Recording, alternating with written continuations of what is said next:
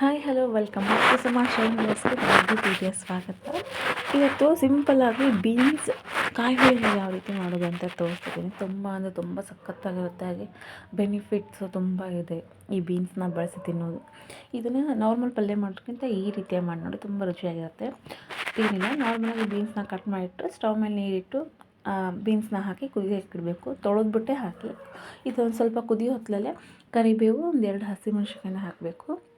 ನಂತರ ಗ್ರೈಂಡ್ ಮಾಡಲಿಕ್ಕೆ ಕೊಬ್ಬರಿ, ಅಂದರೆ ಹಸಿ ಕೊಬ್ಬರಿನ ತುರಿದು ಇಟ್ಕೊಂಡಿದ್ದೀನಿ, ಸ್ವಲ್ಪ ಕೊತ್ತಂಬರಿ, ಆಮೇಲೆ ಒಂದು ಹಸಿಮೆಣ್ಸಿನ್ಕಾಯಿ, ಹಾಗೆ 1 ಟೇಬಲ್ ಸ್ಪೂನಷ್ಟು ಅಕ್ಕಿ, ಒಂದು 4 ಗೋಡಂಬಿನ ತೊಗೊಂಡಿದ್ದೀನಿ ಇಲ್ಲಿ. ಈಗ ಇದನ್ನು ಗ್ರೈಂಡ್ ಪೇಸ್ಟ್ ಮಾಡಬೇಕು. ನೋಡಿ, ನುಣ್ಣವಾಗಿ ಏನೂ ಸಿಗಬಾರ್ದು. ನೀರನ್ನ ಸ್ವಲ್ಪ ಸೇರಿಸ್ಬಿಟ್ಟು ಚೆನ್ನಾಗಿ ರುಬ್ಕೊಂಡ್ಬನ್ನಿ ಇದನ್ನು.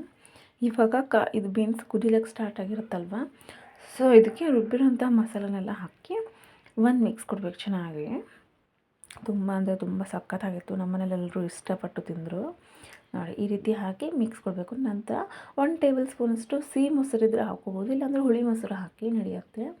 ಮೊಸರು ಹಾಕ್ಬಿಟ್ಟು ನೆಕ್ಸ್ಟು ಒಂದು ಹುಳಿ ಮೊಸರಿದ್ದರೆ 1/2 ಸ್ಪೂನಷ್ಟು ಸಕ್ಕರೆ ಹಾಕಿ. ಹುಳಿ ಮೊಸರು ಇಲ್ಲ ಸ್ವೀಟ್ ಮೊಸರಿದ್ದರೆ ಸಕ್ಕರೆ ಹಾಕೋದು ಬೇಡ. ನೋಡಿ, ನಾನು ಸಕ್ಕರೆ ಹಾಕ್ತಿದ್ದೀನಿ, ಹುಳಿ ಮೊಸರು ಇತ್ತು ಅನ್ನೋ ಕಾರಣಕ್ಕೆ.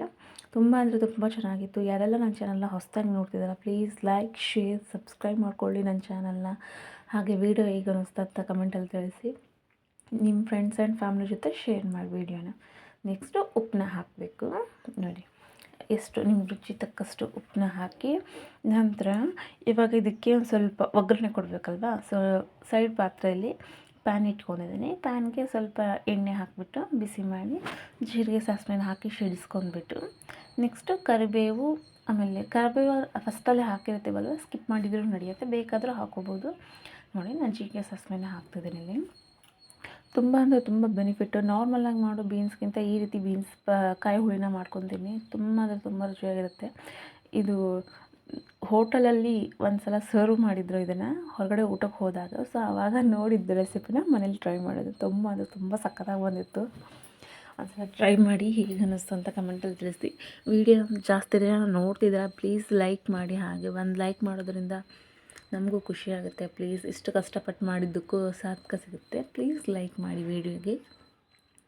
ನೋಡಿ, ಈಗ ನೆಕ್ಸ್ಟು ಬೀನ್ಸ್ ಅಂದರೆ ನೆಕ್ಸ್ಟು ಜೀರಿಗೆ ಸಾಸಿವೆನ ಹಾಕಿಬಿಟ್ಟು ಅದು ಚಟಪಟ ಅಂತ ಸಿಡಿದ ನಂತರ ಇದಕ್ಕೊಂಚೂರು ಹಿಂಗನ್ನ ಸೇರಿಸ್ತಿದ್ದೀನಿ ಇಲ್ಲಿ.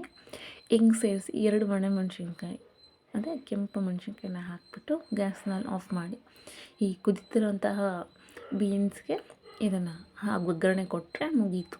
ಇಷ್ಟೇ, ತುಂಬ ಈಸಿಯಾಗಿದೆಯಲ್ವ. ಪಟ್ಟಂತ 5 ನಿಮಿಷದಲ್ಲಿ ರೆಡಿಯಾಗಿ ಹೋಗುತ್ತೆ. ಅದಕ್ಕೆ ಬೀನ್ಸ್ ಕಾಯಿ ಹುಳಿ ಅಂತಲೇ ಹೇಳ್ತಾರೆ ಇದಕ್ಕೆ ಹೆಸರು.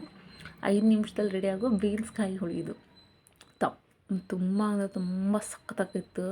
ಚಪಾತಿ, ಬಿಸಿ ರೊಟ್ಟಿ, ಅನ್ನದ ಜೊತೆ ಎಲ್ಲದಕ್ಕೂ ಹೊಂದ್ಕೊಂಬಿಡುತ್ತೆ. ಒಂದ್ಸಲ ಟ್ರೈ ಮಾಡಿ ಹೇಗೆ ಅನ್ನಿಸ್ತು ಅಂತ ತಿಳಿಸಿ. ನೋಡಿ, ಇದನ್ನು ರೊಟ್ಟಿ ಜೊತೆ ಸರ್ವ್ ಮಾಡಿದೆ ನಾನು. ಸಖತ್ತಾಗಿತ್ತು. ನೋಡ್ತಿದ್ರೆ ನೀರು ಬರ್ತಲ್ವ ಬಾಯಲ್ಲಿ. ಸೊ ಒಂದ್ಸಲ ಟ್ರೈ ಮಾಡಿ. ವಿಡಿಯೋ ಹೇಗೆ ಅನ್ನಿಸ್ತು ಅಂತ ಪ್ಲೀಸ್ ಮರೀದೆ ಕಮೆಂಟಲ್ಲಿ ತಿಳಿಸಿ. ಹಾಗೆ ಒಂದು ಲೈಕ್ ಕೊಡೋದನ್ನು ಮಾತ್ರ ಮರಿಬೇಡಿ. ನಿಮ್ಮ ಫ್ರೆಂಡ್ಸ್ ಆ್ಯಂಡ್ ಫ್ಯಾಮಿಲಿ ಜೊತೆ ನನ್ನ ವಿಡಿಯೋನ ಶೇರ್ ಮಾಡ್ಕೊಳ್ಳಿ. ನೋಡಿ, thanks for watching my videos. Bye all.